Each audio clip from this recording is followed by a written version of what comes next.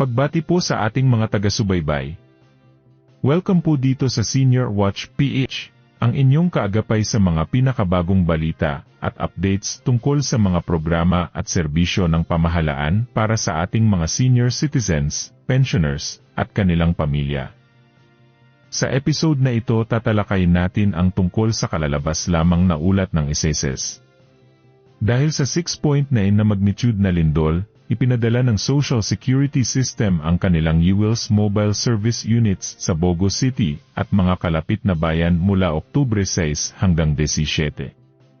Layunin nito na magbigay ng tulong sa mga miyembro sa pamamagitan ng calamity loan applications, inquiries sa membership status, record updates, at online filing ng benepisyo. Ayon kay Acting Vice President ng Visayas Central Isa Division Eric Coronado, pansamantalang sarado ang SSS Bogo Branch dahil sa aftershocks at pagsasaayos ng gusali. Ngunit nagpapatuloy ang serbisyo sa labas ng kanilang opisina upang masigurong hindi matigil ang tulong sa publiko. Samantala, ang ibang SSS branches sa Cebu at Bohol ay bukas na, habang ang SSS Mandeo Branch ay pansamantalang tumatanggap ng mga miyembro sa second floor hallway ng Park Mall habang inaayos ang kanilang opisina. Sa mga naapektuhan ng lindol, sana po ay maayos ang inyong kalagayan at nabibigyan ng tulong ng gobyerno.